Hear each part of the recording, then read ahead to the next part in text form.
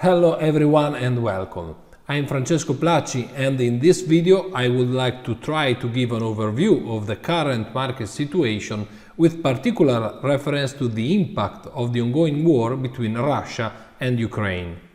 I sincerely hope by the time you watch this video that the situation has already been resolved for the best. And I must admit that this topic is a bit difficult to approach.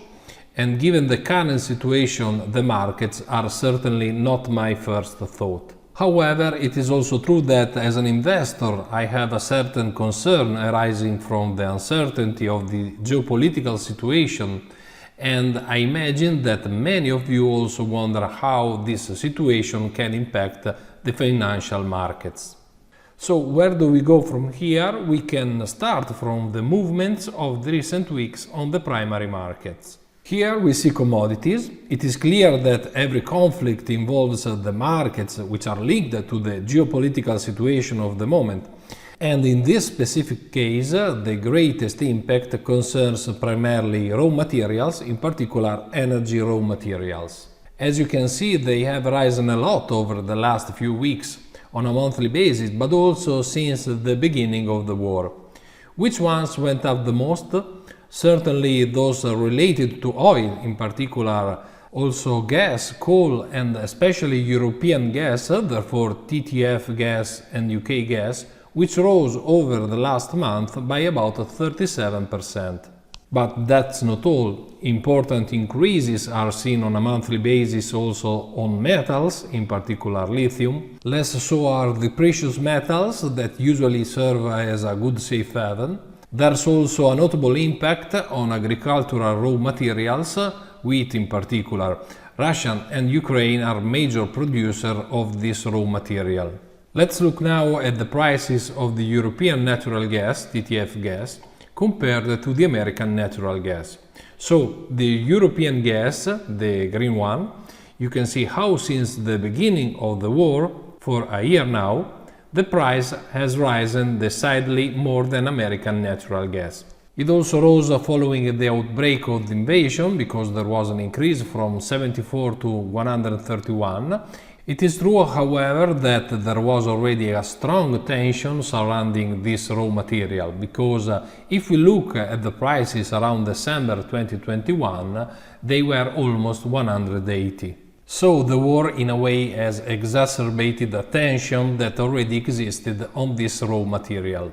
In this graph I want to show you two underlying assets that are very different from each other. Let's talk about wheat and USD against the ruble exchange rate. Both of them have risen a lot since the beginning of the invasion. Of course, the dollar-ruble exchange rate has gone up a lot, so the ruble has been devalued to the heavy economic sanctions that have been imposed on Russia.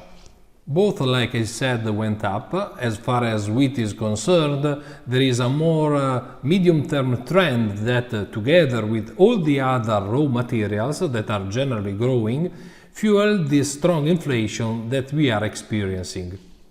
Now let's take a look at the prices of the S&P 500 and see how since the outbreak of the war the market has actually fallen, but it was already in a downtrend that had started prior, at least a month before, and all in all I will say that the impact on stock indexes has actually been less than what would have been expected. To expand on this, I want to show you a study made by JP Morgan.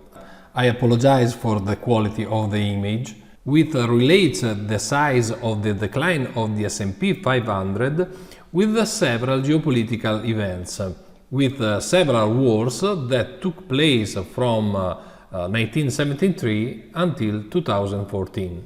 It's quite evident that all in all the market downturns have been fairly contained. Obviously, it is a historical analysis that in a way should be taken with a grain of salt, because no one can predict what will happen in the short term. Or if will be an escalation, of course we hope not. And so it is simply a way of pointing out that, at least historically, the impact of geopolitical conflicts has not been particularly excessive in relation to the stock markets. What we can be sure of is that the current sanctions against Russia will lead to tensions, especially on the labor market and on global economic growth. And this makes us hope, so to speak, that the central banks that have historically always intervened to support the economy will delay the rate increase that is already notable within the bond market. It is in the order of 6 or 7 increases in rates, and these could delay. And that's why bonds have gone up a little in the last period, and the stock market probably hasn't gone down as much as you would expect. Another aspect that we can assume during these times is volatility, which at the moment appears to be quite strong. If we take a look at the Nasdaq, for example, we see rather large daily ranges, even if the term structure of implied volatility is not as high as may be expected. The VIX is actually at a fairly significant value. It reached almost 40, but nothing similar to what we saw during the pandemic. So at the moment there is tension, there is volatility in the markets, but nothing close to the crisis we experienced during 2020. Anyway, volatility is likely to remain high. There will certainly be a decline in investors' appetite for risk, so there will be a period of risk aversion, and there will probably also be a greater weakness in the European markets than in the US, especially on the stock markets. Beyond the forecasts, however, which frankly should be considered within their own context, as I said, it is practically impossible to predict the future course of this conflict. What we all hope for, however, is a rapid and peaceful resolution in the shortest possible time.